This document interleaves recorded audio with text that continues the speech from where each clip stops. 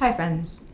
This story starts on Twitter, because where else would it start? The other week, as I was scrolling along trying to simultaneously figure out why everyone hated the new Persuasion adaptation and what was going on with monkeypox vaccinations in New York, I saw a John Green tweet, because even a person who knows the piece of a year off of social media can again succumb to its pull. He pointed out that while Twitter can feel like the place where everyone in the world is talking together, the active user base of Twitter is pretty small compared to the whole of humanity or even the whole of the United States. So why does it feel like it's everyone when you're there? Maybe because Twitter is used heavily by people who make media. The story of our world is being written by people who think Twitter is important and embed tweets in their listicles or make videos about a tweet that they saw. We tell a story that Twitter is where news breaks, where important conversations happen, where history is made, because it makes us feel like we're part of something exciting and unmissable. Then the more that we tell that story, the more it starts to become true. For better or for a whole lot worse. So let me try telling a different story. It starts in 2016 when I was doing social media management for a living.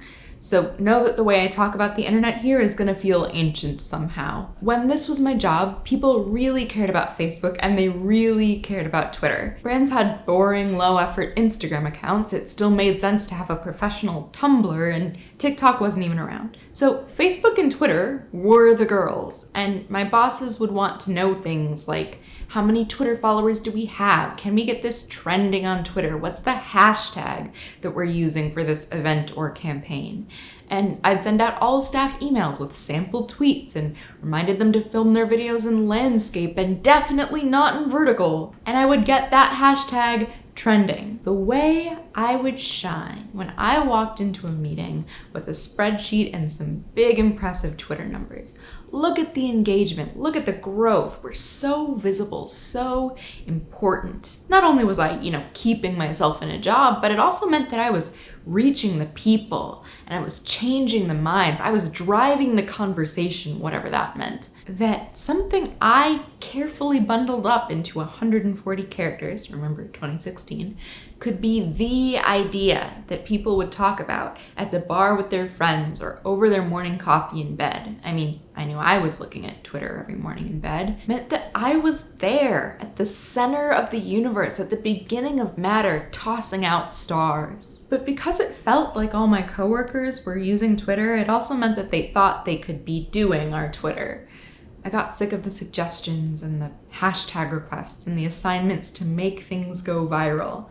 So I went looking for data to prove that my way of doing things was right. And that's when I found this.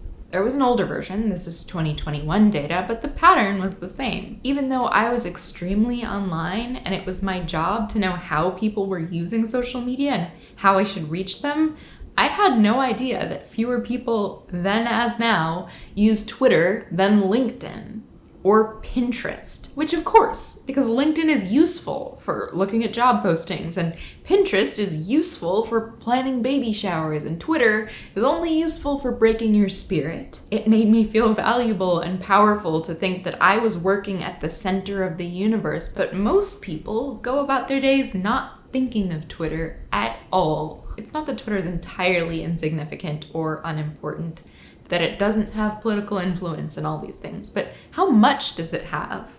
Less than I thought. And how much does it have to have? Even less still. I think about my conversations with Dr. Ray in my video about climate anxiety, where she said that more people can imagine the end of the world than the end of capitalism. That sometimes things become such institutions that we think of them as inevitable. And I think that Twitter has become that sort of a thing for me. Even though social media isn't my day job anymore, I'm still on that platform because I worry about what will happen to my career if I'm not. How will I tell people about the work that I'm doing? How will I remain in touch with the cultural conversation? How do I maintain a professional network or my internet friendships? If I log off this site, will I slowly shrivel up into nothing? I use it like I don't have any choice. But while there are a lot of forces that are built into these tools by the people that make them to try and influence how and why and when we use them, and I don't discount their power, I want to remember that we still get to decide what role we want to give them in our lives. We actually have a responsibility to decide, I think. Like, we're gonna have to learn how to deal with the context collapse that makes us feel like we're tweeting at a disembodied nothing, but that every tweet we read must speak directly to the fullness of our exact situations and circumstances, or else it is a personal attack. We're gonna have to decide what's worth sharing publicly and permanently, and what belongs in a group text, and what belongs in a journal, and what are the rules for how information in any one of those places crosses over to another. We're gonna have to decide how long our thoughts ought to last, and if they should be searchable, and what we should do when they change. And I'm absolutely guilty of this, but we talk about logging on to this hell site or doom scrolling as if we've all made a deal with a witch where we have to step into a cursed portal every day if we're ever to speak to our loved ones again. But that's not what this is. It's not a fate that we're consigned to. It's a set of collective choices we make, and they're not easy choices. I still use Twitter because I hope that there's a chance it'll help my career, and also because I like attention, but we can make different choices, like trying to use it for the attention a little less every day, or by refusing to farm likes with outrage, or by showing our bosses the chart that shows that it's not actually such a massive deal, rather than the one that shows how well we've been racking up the vanity metrics. We can choose to take 2 weeks figuring out exactly what it is that we're trying to say rather than 2 minutes. We can choose to wonder, when we tweet, who we're hoping will hear us, whether this is the best place to find them, whether what we want to say will improve on the silence. We can choose to wonder, where is the silence?